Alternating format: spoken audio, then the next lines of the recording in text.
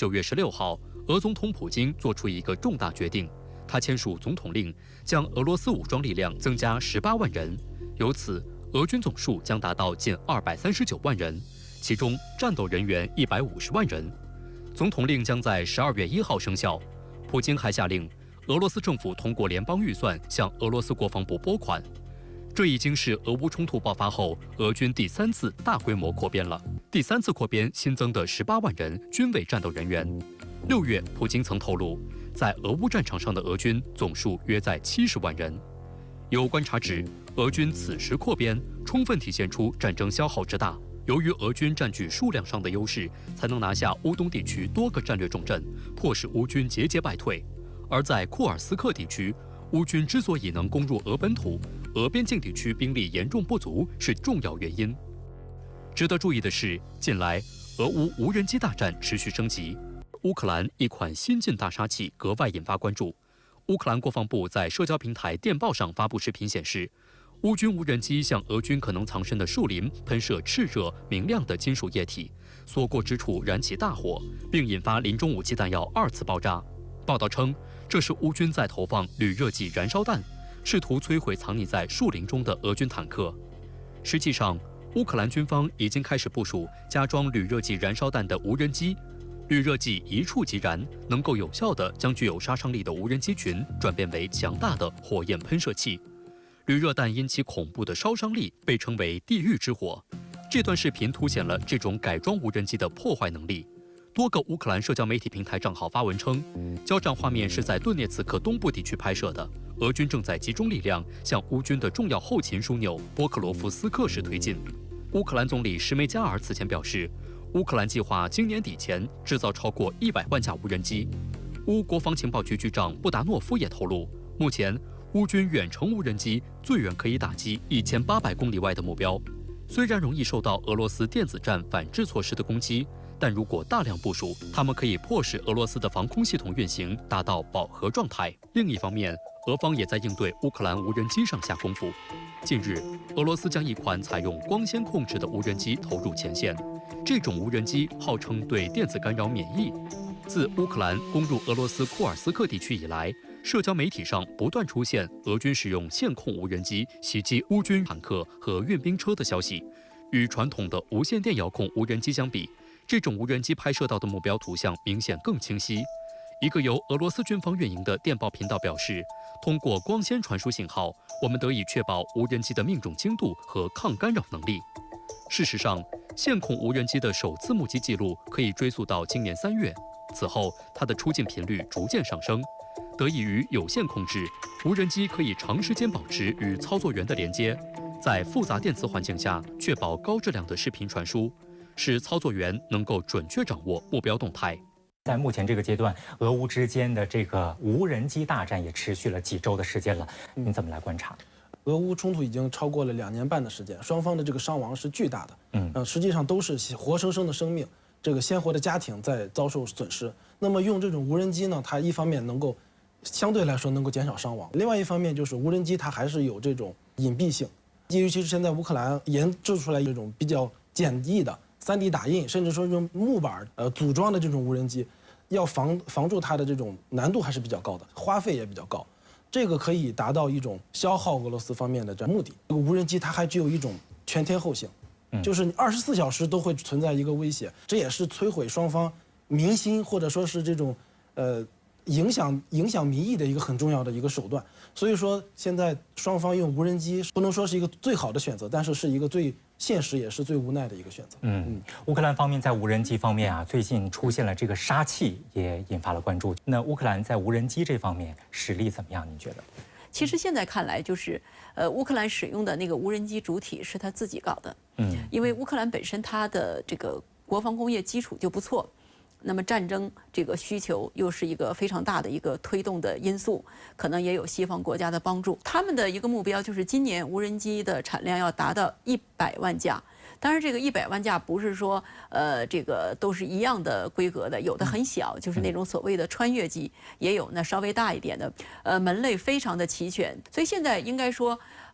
无人机成了乌克兰手里最有效的一个作战手段，就是无人机已经替代了传统的那个火炮了，现在就是近战用它，远战也用它。乌克兰官兵称，在乌东方向使用无人机受到了俄方严重干扰。有消息说，俄军的反无人机杀手锏是一款名为“蓝宝石”的电子战干扰系统。那俄罗斯在应对乌克兰的无人机这方面有什么样的方法吗？这个蓝宝石系统，它实际上是一个能够在大概5公里的距离就可以呢对无人机进行干扰了，在30公里的距离可以发现无人机。它是装在一个商务车上面，可以有很好的机动性。另外呢，我不知道大家注意到没有，就是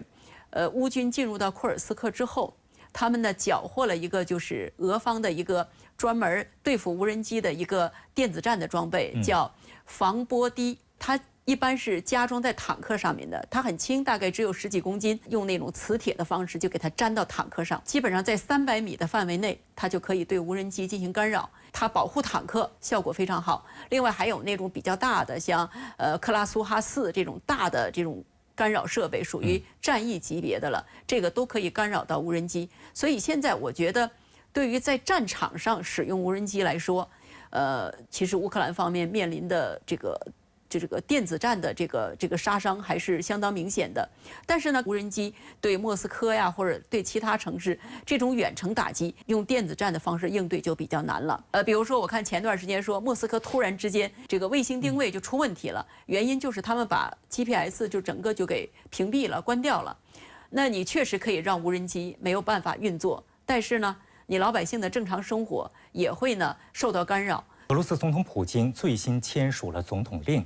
要对俄罗斯联邦部队进行扩编，这也是俄乌冲突爆发之后的第3次扩编，要增加18万的军力。这个目的是什么？俄罗斯的人口大概也就是1.4亿嘛，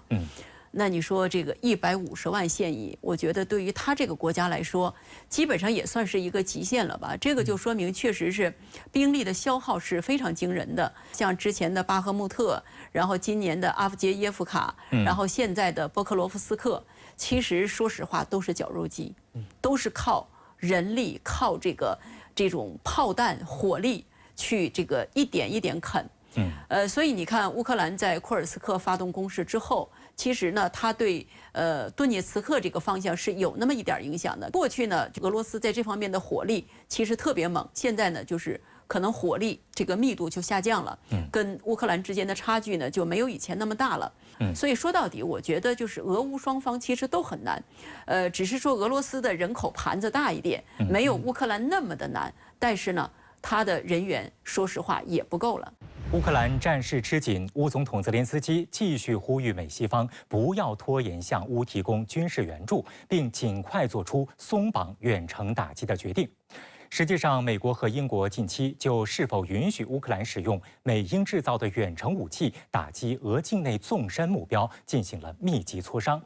对此，俄罗斯总统普京做出迄今就相关话题的最强硬表态。他警告说，一旦北约介入，就意味着他们与俄开战，俄方将做出决定。普京此言一出，第2天，美英2国领导人就宣布推迟松绑原武武器使用限制。本月联合国大会举行期间，将与更多盟友深入讨论该议题。那么，围绕美西方导弹远程打击俄腹地，各方将如何博弈呢？一起来看短片。Наносить удары по России этим оружием или не разрешать. Речь идет о том, чтобы принять решение о том, что страны НАТО напрямую участвуют в военном конфликте или нет. Если это решение будет принято, это будет означать не что иное, как прямое участие стран НАТО, Соединенных Штатов, европейских стран в войне на Украине. 普京这番最强硬表态，正是对2天前美国总统拜登言论的回应。10号，拜登宣称正在为原武武器使用限制松绑想办法。普京警告，一旦西方国家决定对乌克兰使用远程武器打击俄罗斯纵深目标进行松绑，俄乌冲突的性质就变了。普京谈到，专家们都证实，乌克兰单凭自己根本无法利用西方制造的现代远程高精确度武器系统对俄罗斯本土进行打击。乌克兰只有利用美国、欧盟以及北约的技术援助和卫星情报，才能做到这一点。更关键的是，使用这些导弹系统实施打击，只能由北约军人完成。普京继而指出，这意味着北约直接卷入与俄罗斯的战争。深圳卫视注意到，虽然普京并未详细说明俄罗斯在面对新威胁时将被迫做出哪些适当决定，但他过去曾提到，俄方选项包括向西方的敌对国家提供俄制武器，以打击西方的海外目标，以及部署射程可打击美国及其欧洲盟友的常规导弹。美国情报机构评估还认为，俄方报复性措施还可能包括直接向伊朗、也门胡塞武装等提供武器装备，让他们更容易打击美国及其盟友在中东地区的利益。值得注意的是，14号，俄罗斯联邦安全会议副主席梅德韦杰夫在其社交平台电报发文称，俄罗斯并未因敌方行为立即使用核武器，因为了解这种冲突的危险性和不可逆性。到目前为止，俄罗斯表现出了耐心，但这种耐心可能会耗尽。另据报道，一位颇具影响力的外交政策鹰派人士正在向普京施压，要求他修改原则，表明俄罗斯愿意对支持乌克兰的国家使用核武器。普京一番最强硬表态，显然影响到美英决策。There's just no change to our policy right now with respect to that capability for all the reasons that we said we weren't in support of it before. 美英领导人会晤后，英国首相斯塔默则对记者表示，他与拜登的会谈长时间而富有成效，但他并未透露是否允许乌克兰使用西方武器打击俄纵深目标的任何细节。What did you decide with regard? This wasn't a meeting about a particular capability. That wasn't why we got our heads down today. It was to allow ourselves the space which we took, the time which we took, to have a strategic discussion so that tactical decisions can be seen within the wider strategy. 斯塔默称，他与拜登将在9月底的联合国大会期间，会与更多盟友继续深入探讨这一问题。无独有偶，14号，美国总统国家安全事务助理沙利文表示，美国正与盟友就是否允许乌克兰使用西方提供的远程武器打击俄纵深目标展开密集磋商。沙利文还提到，美国计划在9月底出台具有实质性的援乌计划，以防止俄罗斯在乌克兰东部取得重大突破。拜登总统决心在剩余的4个月任期中，让乌克兰处于最有利的地位。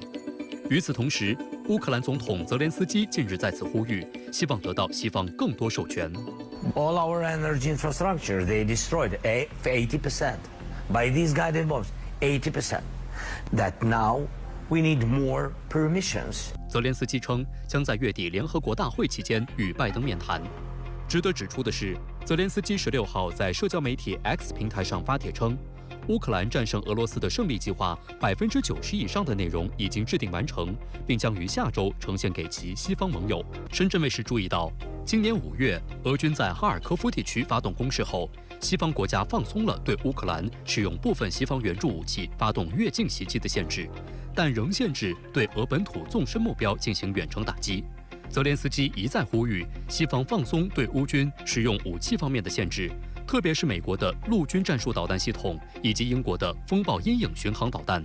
陆军战术导弹系统是一种地对地远程制导导弹，是美国陆军的一种地对地导弹系统。该型导弹可以通过海马斯多管火箭炮和 M270多管火箭炮系统发射，具备全天候、全天时条件下攻击位于敌方防御纵深内的各种目标，包括指挥所、导弹发射装置、防空系统、通信中心、燃料和弹药库等。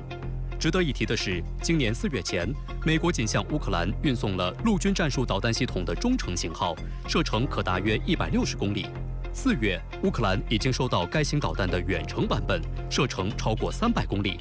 美国军事智库战争研究所近日发布报告称，俄境内的200多个已知的军事和准军事目标都在乌克兰陆军战术导弹系统的射程范围之内。随着美国可能允许乌克兰使用远程版陆军战术导弹系统攻击俄境内目标，战争研究所观察到16个位于该导弹射程内的俄空军基地已经将飞机部署到射程之外的基地。风暴阴影巡航导弹由欧洲联合开发，射程约为250公里。从战机上发射后，它可以以接近音速的速度飞行，配备的高爆弹头可以穿透坚固的掩体。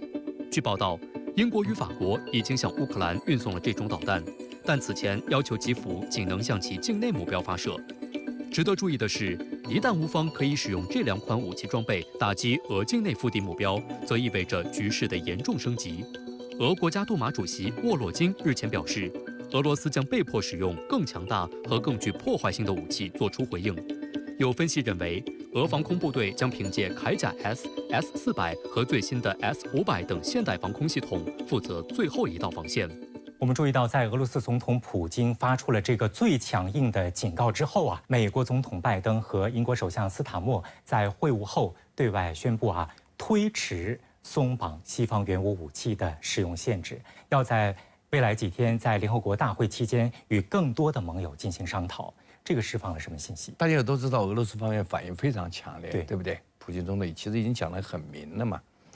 你允许他打击我本土，打击我的纵深，就是你开战，就参战了，对不对？而我一直认为，就是北约跟俄罗斯直接参战，就蕴含着核战的危险了，那是战争性质的变化。所以现在这个英美领导人也是，就是要权衡了。美国还是实际上是这样的，就是默许他使用，但是呢，他自己不表态，这样他没有直接的责任，所以这个就酝酿着危险，就是看后来俄罗斯怎么认定了，是吧？如果俄罗斯因为这个北约放松了武器管制承受巨大的损失的话，那这个后面的发展就挺危险的。有分析认为，要跟更多的盟友去商量这个事儿，那其实呢是一种政治姿态其实是对俄罗斯的一种试探，到底什么样的底线？不仅仅说是乌克兰有这个要求，包括战场上的需求，另外就是美国国内他也有这个呼声，而且是共和和民主两党都有议员提出这个要求。其实我觉得一个很重要的时机就是伊朗的导弹问题。假如说伊朗真的给俄罗斯导弹了，俄罗斯在这个乌东战场还用了，被这个发现确认了，那这个很有可能就成为一个理由，松绑的一个很好的机会，所以他们可能也在找一个比较好的时机。另外呢，就是还是会给乌克兰施加一些限制的，就是不会说彻底的放手。比如说打击目标的选择，我相信美西方一定会有他的这个发言权或者说否决权，因为你很多目标的确定，这个也离不开西方情报系统的支持，所以他们也不会真正的放手。但是从终极的结果上来看，我认为松绑是一定的。最近呢，有5位前英国国防大臣，还有前首相约翰逊共同来敦促现任首相斯塔默。为什么英国在这方面特别的积极？我们看，就是英国作为一个老牌的帝国主义强国，实际上它一直就有这种搅浑水，或者说是把这个整个的这个事件炒热的这样一个传统。实际上最后反映的还是英国它很多时候它是在美国的前面充当一个发声者，或者说是充当一个这个在台前的这样一个打手的这么一个姿态。现在一句时髦的话来说，就是英国是美国的嘴替。嘴替。其实还有一个就是历史原因，就其实我们讲的西方它内部不太团结的，它大致战略上有2派，一个是海洋派，一个是陆权派，是吧？英国其实是海洋派的一个旗手，俄罗斯是典型的陆权派。所以他们那个战略交锋有好几百年了，就是18、19世纪就开始。这个时候你看英国就带头打他，拉着土耳其、拉着法国打他。当时有个克里米亚战争，对，把他给打败了，导致俄国内部变革嘛。就是陆权、海权，这是西方内部特别深刻的一对矛盾。那么现在好像比较集中体现在英国和那个俄罗斯身上。说到俄罗斯的这个反制手段，梅德韦杰夫又抛出了核手段这样一个选项。其实要动用核手段也不容易，俄罗斯方面要去修改相应的规则，你怎么看？那现在呢，就是修改它的核政策，可能就是想通过这个威胁使用核武器，降低核门槛，让西方呢能够害怕。但是呢，确实是核这个问题，它是一个毁灭性的东西，是吧？你在就是毁灭别人的同时，你自己也很难独善其身，所以对俄罗斯来说也是一个两难。那么现在呢，就是从普京到梅德韦杰夫，当然还有其他人了，其实都在讨论说要降低核门槛。其实他们还是想通过这种方式能够有效地威慑西方，不要走得太远。但是呢，这样的一个所谓的降低核门槛的规定，要想把它付诸实践，这个难度也很大。说实话，那个核按钮啊，没有那么好按的。就很多人认为好像核武器这个用起来很容易。如果它容易的话，从4、5年到现在一次没用过。1周前，2024美国大选两党总统候选人特朗普、哈里斯举行首场电视辩论，就俄乌问题展开交锋。特朗普多次强调他与普京关系良好，表示如果他当选，会促成普京与泽连斯基之间的对话。事实上，特朗普一直公开批评拜登政府对乌援助。他曾多次宣称，24小时内可以解决俄乌危机，我们不关心乌克兰正在发生什么。特朗普强调，尽快结束俄乌冲突的背后有何考量？与此同时，西方联盟内部援乌疲劳症持续凸显。德国总理舒尔茨近来已经至少2次谈到了和平问题，这又反映出美西方内部怎样的温差呢？一起来看短片。当地时间10号，特朗普在与哈里斯的辩论时再次声称，他如果回到白宫，能够在1天之内结束俄乌冲突。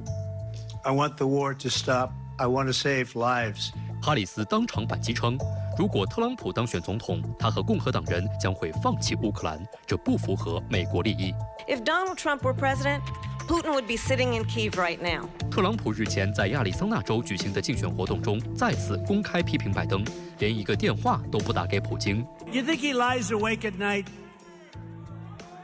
turning and tossing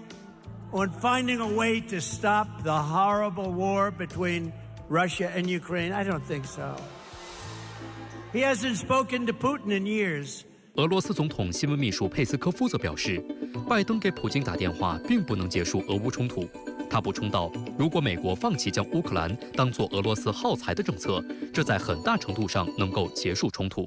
实际上，随着以美国为代表的西方多国纷纷进入选举季，让他们对俄乌冲突有了更多思考。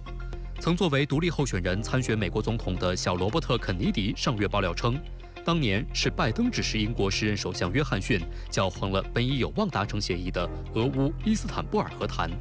曾任美国副国务卿的维多利亚·纽兰日前在接受采访时也间接承认，2022年乌克兰之所以没有与俄罗斯签署伊斯坦布尔协议，是因为咨询了美国和英国的意见。如今，对于这一争取最有利谈判地位前景的耐心，西方联盟内部出现明显温差。Es wird auf alle Fälle eine weitere Friedenskonferenz geben und der Präsident und ich sind einig, dass es auch eine sein muss mit Russland dabei. 实际上，德国总理舒尔茨近来多次谈到和平问题。他在德国联邦议会讲话时再次表示，现在已经到了寻找和平方式结束俄乌冲突的时候了。我们需要再开一次和平会议，这次俄罗斯必须参会。有德国议会消息人士透露，舒尔茨正在准备一项有关解决俄乌冲突的和平计划，以期将双方带到谈判桌前。日前，他更放话不会向乌克兰提供金牛座巡航导弹。他担心提供先进武器可能会让德国直接地卷入与俄罗斯的冲突。特朗普和哈里斯这2党候选人此前在进行电视辩论的时候，特朗普批评拜登没打过一个电话给普京。他说，美国对乌克兰援助太多了，如果他当选的话，会在这个上任之前就解决俄乌冲突。是不是竞选语言？大部分都是竞选语言吧。因为他把问题想得简单了，是不是？他不是号称说我上来24小时解决问题啊。哎呀，大家都知道俄乌冲突那个历史渊源是吧？那个背景太复杂了，怎么可能24小时解决呢？我们只能说他愿望啊，他是希望俄乌尽快结束，然后呢，他能更大的资源投入国内的经济。特朗普是属于代表美国国内的本土资本和实业资本的，而民主党的几个候选人呢，其实是华尔街喜欢的，是代表虚拟资本和全球资本的。那虚拟资本、全球资本就希望你们打呗，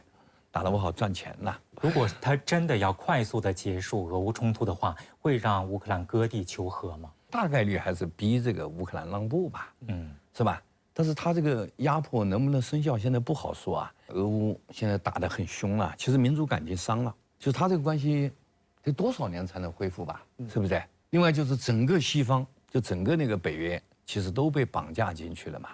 所以我觉得，特朗普现在把问题看简单了。那哈里斯就反击称，如果特朗普当选的话，他和共和党人将会放弃乌克兰，这不符合美国的利益。其实现在来看，是不是无论是谁当选的话，都不会像今天这种程度的去支援乌克兰？共和党会放弃乌克兰，这个呢，没有可能，因为我们看到就是很多的共和党的议员，他其实是支持乌克兰的，或者说支持乌克兰这个事儿呢，在美国还是有它的民意基础的，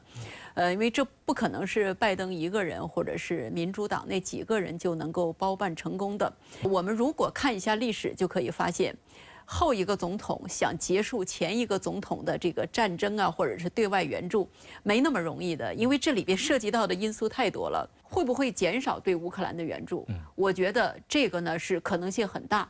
它主要是取决于就是战场的态势。如果说有一天美国人认识到了，说我怎么支持乌克兰，乌克兰都赢不了，这个都没有办法收复他的这个国土，那这种情况下，我觉得他们可能真的会减少援助，但是呢，这个不会立即就实现，就是它可能需要时间。我们看到，在援乌这个问题上，在欧洲国家内部一直出现一个摇摆啊。那最近比较典型的就是德国总理舒尔茨，他多次的提到和平结束俄乌冲突，以和平的方式。那其实是不是欧洲国家的援乌疲劳症最近这个病症又有所加剧呢？因为乌克兰得到的那个援助啊，我算下来大头还是那个欧盟，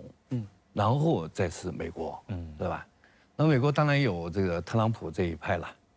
就是要减少援助，甚至不给援助啊。但是德国的军援数字是很大的，很大很大的，对。所以，但是现在对乌克兰来讲，压力更大，可能是那个欧洲。欧洲很有意思啊，其实德国啊出力最大，他经常挨骂。那个法国呢，没出几个钱，然后呢姿态特别高，就会说，对，所以在信息时代啊，会表演挺重要的。但是德国现在是遇到困难了，一个是经济真不好，那再一个呢，是不是德国选择党啊，是吧？就这个右翼党，他在东部还赢了呢，就在东部的选举，对不对？而且他们的态度是很清楚的，他们不愿意介入那个俄乌战争的。